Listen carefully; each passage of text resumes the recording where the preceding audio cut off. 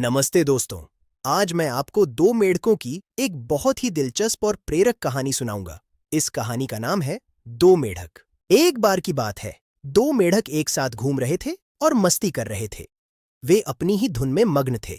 कूदते कूदते वे एक घर के अंदर पहुंच गए। वहां उन्होंने दूध से भरा एक बड्ढा मटका देखा। अचानक वे दोनों फिसल गए और दूध से भरे उस बड्ढे मटके में जा गिरे। मटका काफी गहरा था। मटके से बाहर आने के लिए वे दूध में गोल गोल तैरने लगे। उन्हें समझ नहीं आ रहा था कि बाहर कैसे निकले, मगर उनके पैरों को कोई ठोस आधार नहीं मिल रहा था, इसलिए छलांग लगाकर बाहर आना उनके लिए मुश्किल हो गया। वे काफी देर तक हाथ पांव मारते रहे।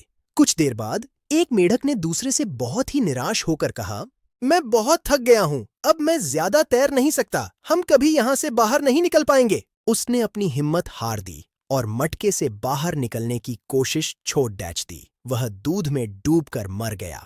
कितना दुखद था ना, सिर्फ इसलिए क्योंकि उसने उम्मीद छोड़ दी थी। लेकिन दूसरा मेढक अलग था। दूसरे मेढक ने सोचा, मैं अपनी कोशिश नहीं छोड़ दूंगा।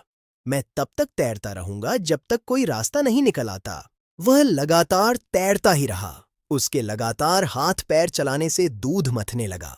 मथने की क्रिया से दूध गाढ़ा होने लगा और धीरे धीरे उसके ऊपर मक्खन जमा होने लगा। जल्द ही वहां मक्खन का एक ठोस आधार बन गया।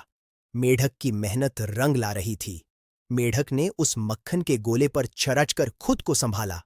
अब उसके पास कूदने के लिए ठोस जगह थी।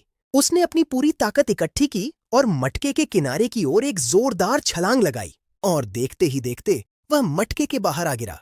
वह आजाद था और उसकी जान बच गई थी। देखा दोस्तों, अगर दूसरा मेढक भी हार मान लेता तो वह भी बच नहीं पाता। कोशिश करना कभी व्यर्थ नहीं जाता। जीवन में जब भी मुश्किल समय आए तो याद रखिए कि आपकी मेहनत ही रास्ता बनाएगी। प्रयास करते रहें। परिस्थितियां कितनी भी कठिन क्यों न हो, हमें अंत तक लड़ाते रहना चाहिए। सफलता आपका इंतजार कर रही है।